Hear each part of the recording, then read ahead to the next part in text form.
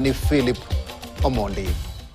Na mvulana mmoja ambaye ni kipofu na aliyefanya tathmini ya KJSEA mwaka jana bado hajapata matokeo yake wiki kadhaa baada wenzake kuanza kujiunga na shule ya sekondari ya juu.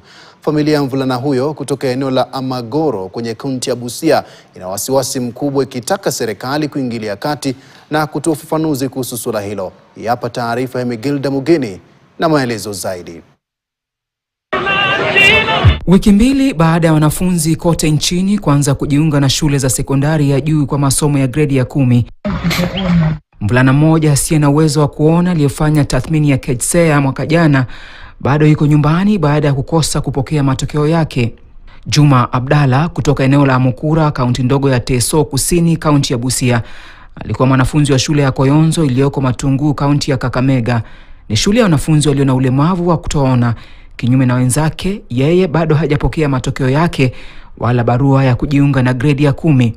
Wakati nilikuwa na mudhamini, alikuwa ananisimamia, lakini ilifika mahali akaamua kujiondoa kidogo, na sasa nimeshindwa kuelewa. Mwalimu mkuu wakimpigia simu anasema tu anafuatilia.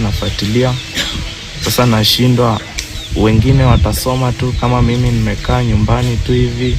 Kulingana na babake, Juma mwenye umri wa miaka 18 alipoteza uwezo wa kuona alipokuwa gredi ya 4 katika shule ya msingi ya Kochek kabla ya kusaidiwa na wafadhili kujiunga na shule ya Koyonzo.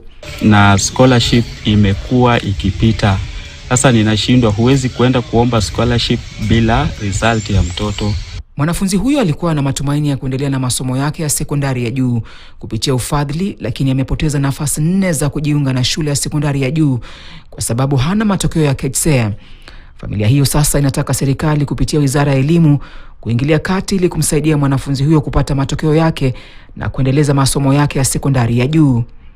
Muweze kunisaidia ili nipate result ya mtoto, kwa sababu watoto tayari wamesha report. Ni huyu tu na msichana mwingine pengine ndio hajapata result yao, lakini nimejaribu kufuatilia, nimejaribu mpaka nimeshindwa.